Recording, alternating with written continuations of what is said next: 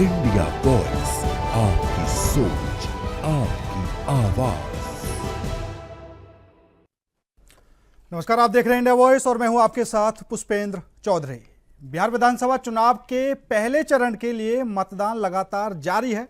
मुख्यमंत्री नीतीश कुमार से लेकर विपक्षी नेता तेजस्वी यादव तक बिहार की बड़ी बड़ी हस्तियों ने पटना में अपना मतदान किया। आपको बता दें कि 18 जिलों की 121 विधानसभा सीटों पर मतदान हो रहा है। कुल 1314 उम्मीदवारों का भाग्य तय होगा। मतदान आज सुबह 7 बजे से शुरू हुआ और शाम 6 बजे तक चलेगा। एनडीए मतलब बीजेपी और जेडीयू महागठबंधन, आरजेडी, कांग्रेस और वामपंथी दल के बीच कांटे की टक्कर देखने को मिल रही है, जबकि प्रशांत किशोर की जन सुराज पार्टी भी तीसरा विकल्प बनकर उभरी है। इस चरण में विपक्षी इंडिया गठबंधन के मुख्यमंत्री पद के चेहरे तेजस्वी यादव और भारतीय जनता पार्टी के उम्मीदवार उप मुख्यमंत्री सम्राट चौधरी और विजय कुमार सिन्हा के साथ साथ 16 मंत्रियों की किस्मत भी दांव पर है। मतलब साफ है, पहले चरण में 16 मंत्रियों की किस्मत का फैसला होगा। तमाम दल पहले चरण की सभी तैयारियों में लगे हुए थे और आज पहले चरण के लिए 18 जिलों की 121 विधानसभा सीटों पर मतदान लगातार जारी है। काफी कुछ रिकॉर्ड इस चुनाव में देखने को मिले। इस चुनाव में यह भी देखने को मिला कि पहले चरण में सबसे ज्यादा रैलियां तेजस्वी यादव ने की, 85 रैलियां। दूसरे नंबर पर और जो नेता थे वो भी सामने आते रहे, लेकिन इतनी बड़ी तैयारी और लोगों के बीच में जाकर लोगों से बात करना, उनको संबोधित करना, तेजस्वी यादव ने रिकॉर्ड तोड़ रैलियां यहां पर की हैं। फिलहाल पहले चरण में क्या कुछ तय होगा, जो मतदाता हैं किसकी किस्मत कितना जोर लगाएगी, वो भी देखना होगा। हालांकि जो बिहार सरकार में 16 मंत्री थे, उनकी किस्मत भी दांव पर लगी हुई है।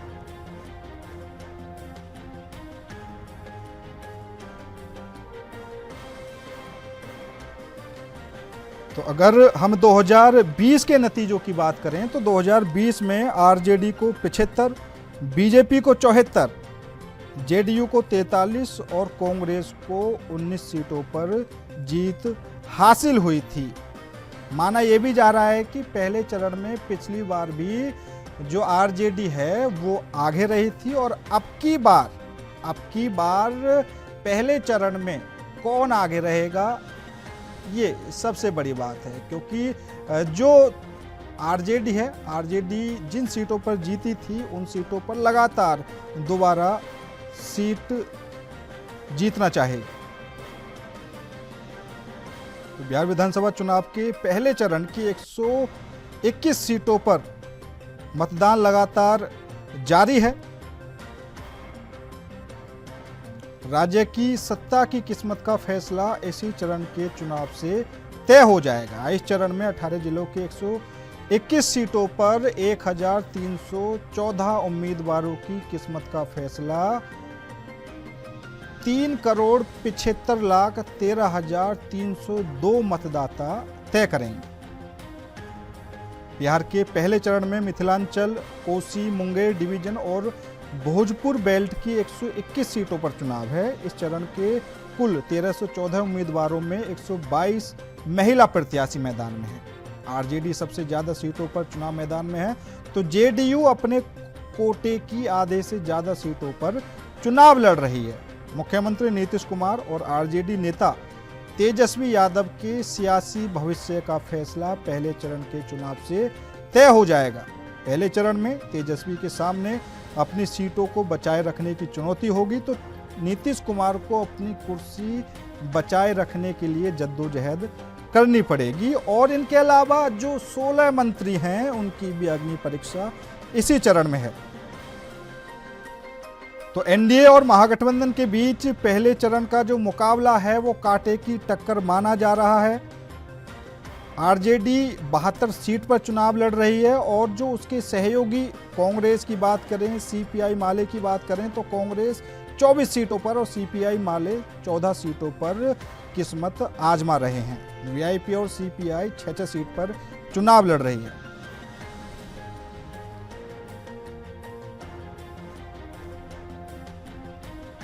तो पहले चरण में एनडीए और महागठबंधन दोनों की साख दांव पर लगी है। इन 121 विधानसभा सीटों पर अगर हम पिछली बार की बात करें तो पिछली बार दोनों के बीच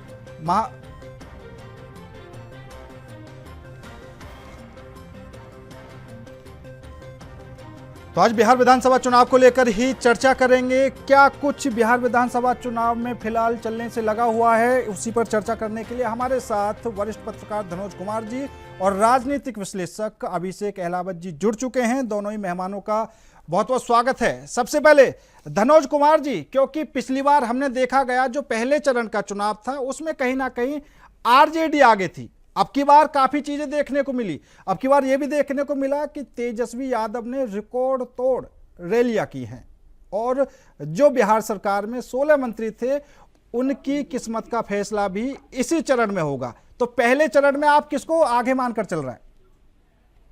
बहुत बहुत धन्यवाद पुष्पेंद्र जी। तमाम आपके दर्शक को नमस्कार करते हुए आपको भी मेरा नमस्कार और को पैनलिस्ट को भी नमस्कार। और 2 लाइन शुरुआत करूंगा जो जी बिल्कुल स्टाइल है।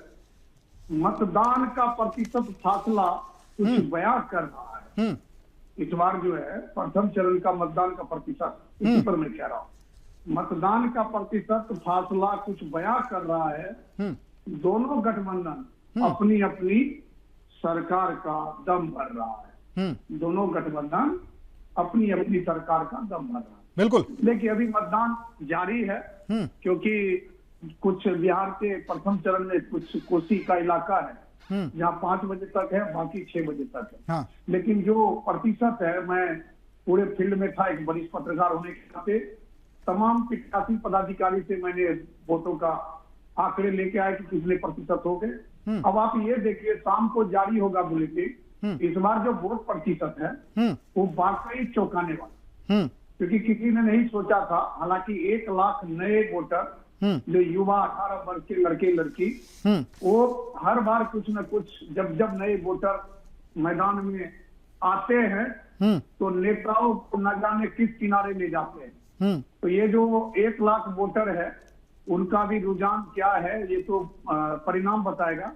लेकिन ये जो 60% का जो अभी मतदान है लगभग, किसी जगह पे 72% अगर इंडिविजुअल बात करें, अगर मैं सामूहिक करूं तो सामूहिक में लगभग 66% के आसपास की पोलिंग है इस टाइम। ये पिछले जो वोटिंग था 2020 का प्रथम चरण का, उसका रिकॉर्ड तोड़ता हुआ दिख रहा। तो कहीं ना कहीं मुझे लगता है कि दोनों गठबंधन असमंजस में है कि हमारी सरकार बन रही है, हमारी सरकार बन रही है। लेकिन जनता क्या चाह रही है? जनता देखिए अब 2 तरह की है। एक जो आरक्षण मांग रही है, जो बिहार में 80 लाख 35 समाज है, वो एनडीए सरकार ही उसको आरक्षण देती, उसे आरक्षण मांग रहा था, नहीं दिया तो वो नाराज है। वो नाराज वोट जो है कहीं ना कहीं महागठबंधन को ट्रांसफर हो रहा है, क्योंकि उनके नेता इंद्रजीत प्रसाद गुप्ता जो इंडियन इंक्लूसिव पार्टी के, वो महागठबंधन में आया है और वो कहीं ना कहीं चमत्कार करते दिख भी गए। लेकिन एक तरफ मोदी जी जो कि अपनी बड़ी बड़ी सभा करके और लोगों को कहा है, उन्होंने अपील किया है कि आप मेरे विकास को देखिए। वो जो लंबी लंबी चौड़ी चौड़ी सड़कें हैं, आपको जो है हर 3 किलो पर 2-3 विद्यालय, उत्कृष्ट विद्यालय, कन्या विद्यालय, विवाह भवन, पंचायत भवन, आप इन चीजों को देखकर ही वोट करिए। तो मुझे लगता है कि वाकई बिहार में जो है वो कांटे की टक्कर है। लेकिन जो प्रबुद्ध लोग हैं, बुद्धिजीवी लोग, जिसने मतलब पिछला रिकॉर्ड देखा है महागठबंधन की सरकार का, मतलब लालू राबड़ी की सरकार का, तो उसके जहन में आज भी है कि नहीं यही सरकार ठीक है, यानी किसी भी तरह नीतीश ही ठीक है। लेकिन मतदान जारी है और बिल्कुल चरण में क्या होगा? बिल्कुल धनोज कुमार जी, मतदान लगातार जारी है और वोटिंग प्रतिशत जो है कितना और बढ़ेगा? क्या रिकॉर्ड टूट पाएगा पिछली बार का? और जो बदलाव आप कह रहे हैं कि जनता इतने उत्साहित तरीके से वोटिंग करने से लगी हुई है और महागठबंधन एनडीए दोनों अभी तक नहीं समझ पाए हैं कि आखिर क्या कुछ होने वाला है। क्योंकि पहले चरण में पिछली बार कहीं ना कहीं जो महागठबंधन है वो आगे था। अब की बार देखना होगा क्या कुछ होगा। अभिषेक अहलावत जी, क्योंकि हमने एक बात जरूर नोट की, इस बार तेजस्वी यादव ने सबसे ज्यादा मेहनत की और वो मेहनत है 83 उन्होंने अपनी जनसभाएं की, उन्होंने रैलियां की। उसके बाद पहले चरण में दूसरा नंबर आता है नीतीश कुमार का, जिन्होंने 60 रैलियां की। प्रधानमंत्री मोदी 15 जनसभाएं की। ठीक है, तो कह सकते हैं कि जो महागठबंधन है, महागठबंधन की तरफ से क्या अकेले तेजस्वी यादव मेहनत करने से लगे हुए हैं? देखिए, सर्वप्रथम तो पैनल में मौजूद हमारे साथी, उनको प्रणाम। पुष्पेंद्र जी, आपको प्रणाम। और जो डेमोक्रेसी का जो आज पर्व है, बिहार में जो वोटिंग हो रही है, उसके जिस तरीके से रुझान देखने में आ रहे हैं, उससे दिख रहा है कि हमारी डेमोक्रेसी एक अच्छी तरफ बढ़ रही है। देखिए, जिस तरह के बयान विपक्ष के आ रहे हैं, शुरू से ही आप देखिए, राहुल गांधी जी ने शोर मचाना शुरू कर दिया है कि वोट चोरी, वोट चोरी। ये हताशा के संकेत हैं। शायद उनको भी इंटरनल ये पता चल चुका है कि बिहार उनके हाथों से बाहर जा चुका है, इसीलिए उन्होंने मेहनत भी कोई खास वहां पे करी नहीं है। ठीक है, जो तेजस्वी जी, क्योंकि उनके तो पूरा का पूरा अस्तित्व बिहार इलेक्शन पर टिका हुआ है, तो इस समय उनके साथ तो समस्या है, वो सबसे ज्यादा मेहनत उन्हें करनी पड़ेगी। पर जिस तरीके से उनके भाई इस समय, जिस तरीके के बयान इनके भाई दे रहे हैं, इस समय वो इनके लिए ज्यादा चिंता का विषय होना चाहिए, क्योंकि वो ऐसा लगता है कि लालू जी की जो विरासत है उसको क्लेम करने की वो कोशिश कर रहे हैं, और इसमें कहीं ना कहीं वो तेजस्वी यादव जी को ही नुकसान पहुंचा रहे हैं। नहीं, बिल्कुल अहलावत जी, एक बात जरूर देखने को मिली। अभी पटना एयरपोर्ट से कुछ तस्वीरें आई थी जहां पर तेज प्रताप यादव शॉपिंग करते हुए दिखाई दे रहे थे और वहीं पर तेजस्वी यादव पहुंच गए। तेजस्वी यादव ने बोला कि क्या भैया शॉपिंग करने से लगे हुए हैं, लेकिन तेज प्रताप यादव देखते रहे। उन्होंने ना तो तेजस्वी यादव से किसी तरह की बात की, ना ही हाय हेलो। तो उससे पता चल रहा है कि कहीं ना कहीं नाराजगी तो है। अब नाराजगी आरजेडी के लिए नुकसान लेकर आएगी या फिर क्या कुछ हो सकता है? देखिए, यही भविष्य की गोद में है। तो वोटिंग बोथ जो ये अपनी जो मशीनें हैं वोटिंग की, उनमें दर्ज हो चुका है। देखिए, कुछ ही दिन हमें इंतजार करना होगा, पर रुझान जिस तरह के हम देख रहे हैं और जिस तरह की हताशा भरे बयान राहुल गांधी जी और उस तरफ से आ रहे हैं पक्ष के नेताओं के, और उससे कहीं ना कहीं ऐसा लगता है कि उन्हें दिख गया है कि हार निश्चित है। और बीजेपी, हालांकि बीजेपी की तरफ से अभी कोई इस तरीके के उत्साही बयान तो नहीं आ रहे हैं कि उन्हें दिख रहा, वो सतर्क नजर आ रहे हैं। परंतु जिस तरह से एक पॉलिटिकल एनालिस्ट होने के नाते और जो बातें पहले भी डॉक्टर साहब ने आज कही, वहां पे जो बदलाव है वो जनता देख रही है। और लालू जी के जंगल राज को भुलाना आसान नहीं है। आप और हम थोड़ा दूर के हैं, बिहार के जो लोग हैं वो पलायन के लिए क्यों मजबूर हो गए, वहां पे लोगों ने अपने सरनेम यूज करने बंद कर दिए। ये इस तरह के जंगल राज की वापसी वहां पे बिल्कुल हुई। हाँ, अभी धनोज कुमार जी ने एक अच्छी बात भी कही थी कि जिन लोगों ने लालू प्रसाद यादव का वो कार्यकाल देखा था, तो कहीं ना कहीं वो लोग तो नहीं चाहते कि उनकी सरकार आए, लेकिन जो भी है जनता किसकी तरफ रुख करेगी वो भी देखने वाली बात होगी। हालांकि धनोज कुमार जी, क्योंकि अगर हम बयानबाजी की बात करें तो पहले चरण में जिस तरह की बयानबाजी देखने को मिली, एक तरफ से प्रधानमंत्री नरेंद्र मोदी कट्टा पॉलिटिक्स करते हुए नजर आए। उन्होंने साफ तौर पर कहा कि आरजेडी ने कनपट्टी पर कट्टा रखकर ये मुख्यमंत्री का पद लिया है। मतलब जिस तरीके से हर कोई चाहता था कि हम जनता को अपनी तरफ आकर्षित करें, उन्होंने साम दाम दंड भेद सभी पैतरे अपनाए। दूसरी तरफ राहुल गांधी, आपको पता ही है, वो तालाब में मछली पकड़ते हुए भी नजर आए। लेकिन यहां पर एक पॉइंट ये नोट करने वाला है, जो लास्ट दिन लालू प्रसाद यादव का रोड शो देखने को मिला, तो चिराग पासवान ने उन पर निशाना साधा। उन्होंने कहा कि आप जेल से बाहर हैं, इस वजह से हैं कि आपकी सेहत का ख्याल किया जा रहा है, आपकी उम्र का ख्याल किया जा रहा है, लेकिन आप चुनाव में पूरा फायदा उठा रहे हैं।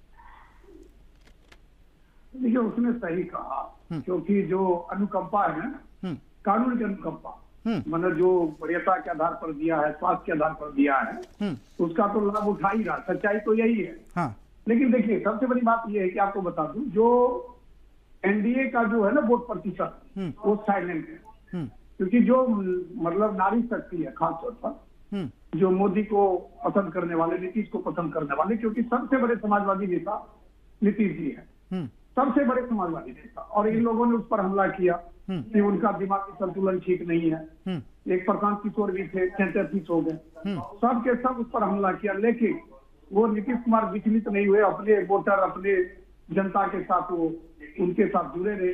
जो 10,000 की जो बात हुई थी गरीब महिलाओं को एक योगदान अनुदान देने की बात हुई, 2 लाख रुपया जो है आप रोजगार स्वरोजगार चलाने के लिए, तो कहीं ना कहीं हमारे बिहार के अंदर एक कहावत है, जो देने वाले होते हैं उसी की ज्यादा बात करते हैं।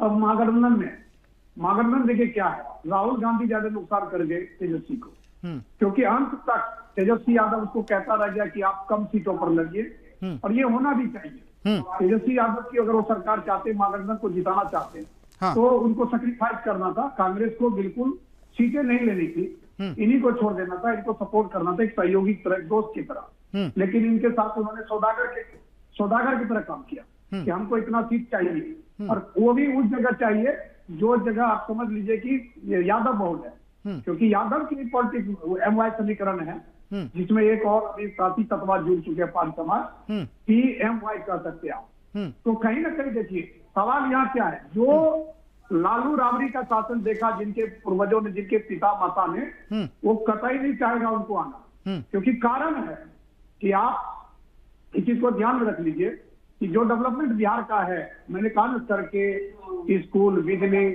आप यह देखिए विवाह भवन, पंचायत भवन, ये योजनाएं, वजीफा जो स्कूल के अंदर बच्चों को भी मिलता है, आप यह देखिए ना कि फर्स्ट डिवीजन करते उनको कितने सारे रुपए दे रहे हैं। तो कहीं ना कहीं उसका जो साइलेंट वोटर है, जिसको आप महिला कह सकते, बुजुर्ग कह सकते, और आप उसको इंटेलेक्चुअल पर्सन कह सकते, वो नहीं, बिल्कुल बिल्कुल। और धनोज कुमार जी यहाँ पर एक सवाल ये भी है कि पहले चरण में जैसा मैंने बताया कि आधे से ज्यादा मंत्रियों की किस्मत दांव पर लगी है।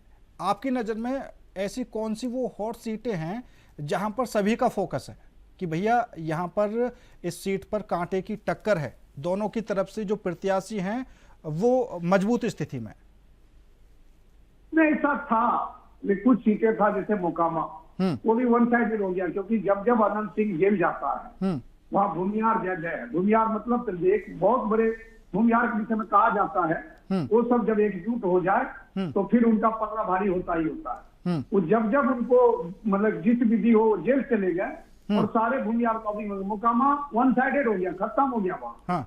क्योंकि वहाँ जो खुद महागठबंधन के नेता रो रहे इस बात को लेकर कि ये नहीं चाहते कि वो जेल जाए, क्योंकि सारे भूमिहार एक तरफा हो गए। फिर राघोपुर खुद तेजस्वी यादव के थे, वो प्रशांत किशोर को लेकर, लेकिन प्रशांत किशोर भी बैकफुट पर चले गए। और आपको पता है कि एनडीए हो या महागठबंधन हो, वो फ्रेंडली करते कुछ चीज पर। फ्रेंडली मतलब जहां सम्राट चौधरी लड़ रहा है वहां आरजेडी का अच्छा कैंडिडेट नहीं होगा, जहां तेजस्वी लड़ रहा है वहां एनडीए का अच्छा कैंडिडेट नहीं होगा। ये सब होता है क्योंकि ये सब के जो है ना, ये सब आपस में मिलते जुलते रहते हैं। आपको हर हमको लगता है कि इन दोनों में फाइट है, लेकिन ये लोग पहले ही कुछ ना कुछ कर लेते, अपनी जुगाड़ बिठा लेते हैं कि आप हमारे यहाँ मत दो, हम आपके यहाँ मत देंगे। बिल्कुल, ये चलता रहता है। ये बिल्कुल बिल्कुल। अगर मान लीजिए आप देखिए राजनाथ सिंह का पैर छूते हुए दिखाई देगा, तेजस्वी यादव आशीर्वाद लेते हुए दिखाई देगा। ये सब देखिए जो वोटर है ना, बिहार की वोटर समझती इस बात को, वो अच्छे तरह से जानती है। प्रबुद्ध जनता की मैं बात कर रहा हूँ। बिहार को आप यह मत सोचिए कि नीतीश का पलड़ा भारी नहीं है, उसका बहुत भारी है पलड़ा।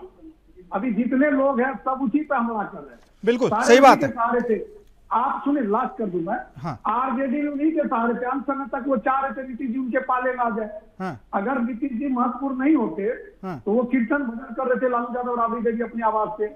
वो नहीं कहते राधे राधे जब वो चले आएंगे कन्हैया, चले आएंगे मुरली वाले, तो ये भी कह रहे थे भैया अल्लाह तो लगाओ नीतीश जी चले आएंगे।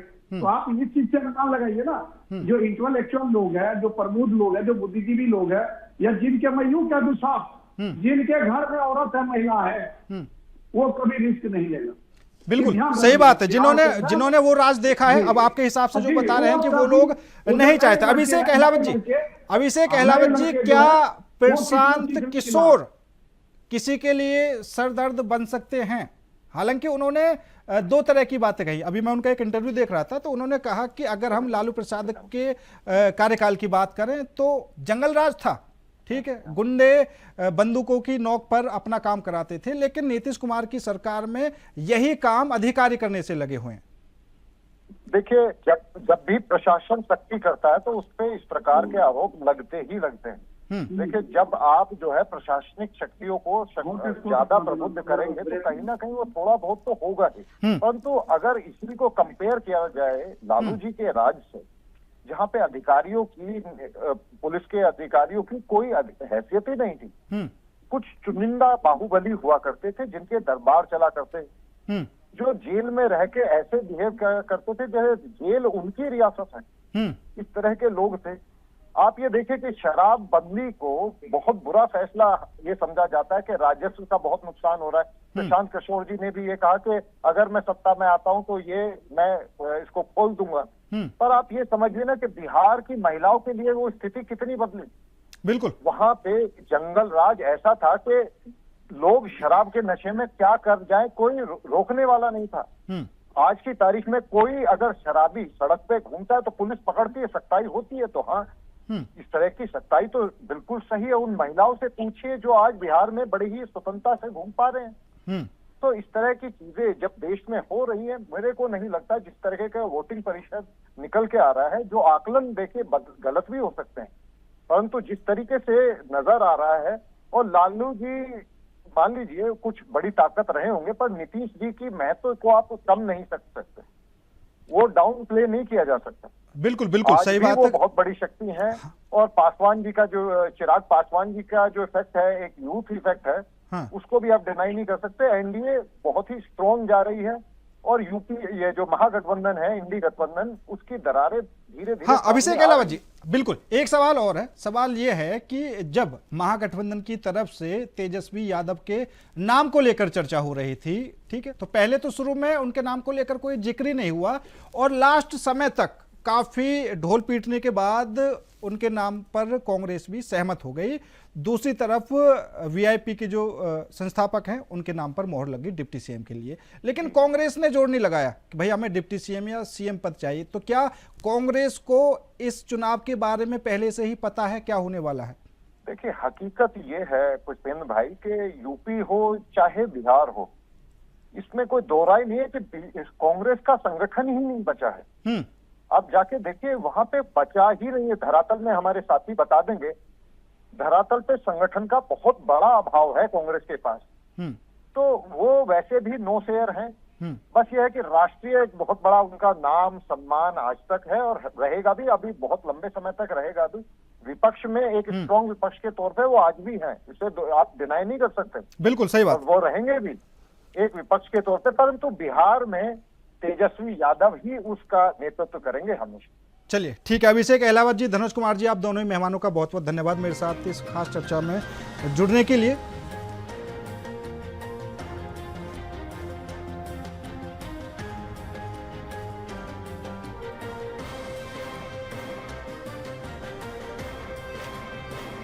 तो बिहार विधानसभा चुनाव के पहले चरण की 18 जिलों की 121 विधानसभा सीटों पर मतदान लगातार जारी है, और 16 मंत्रियों की किस्मत भी दांव पर लगी हुई है। पिछली बार के मुकाबले में अगर हम कहें तो पिछली बार कहीं ना कहीं पहले चरण में जो महागठबंधन है वो आगे रहा था। अब की बार कांटे की टक्कर देखने को मिल रही है। कांटे की टक्कर एनडीए और महागठबंधन के बीच है। हालांकि क्या कुछ होगा, वोटिंग प्रतिशत की बात करें, वो भी लगातार बढ़ता हुआ दिखाई दे रहा है, और लोग बढ़ चढ़कर मतदान करने से लगे हुए हैं। जो बड़ी बड़ी हस्तियां थी उन्होंने भी पटना में मतदान किया, लेकिन देखना वही होगा, क्या पहले चरण की जो 121 विधानसभा सीटों पर मतदान चल रहा है, इसमें महागठबंधन या फिर एनडीए कौन आगे रहेगी, वो भी जल्द ही फैसला हो जाएगा। फिलहाल मतदान लगातार जारी है। पल पल की अपडेट आप तक पहुंचाते रहेंगे। मेरे साथ इस खास पेशकश में इतना ही। नमस्कार।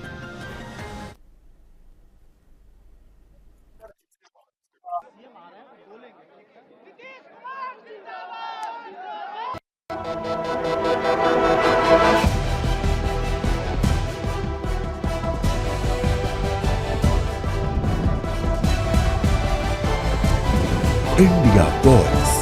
आपकी सोच, आपकी आवाज।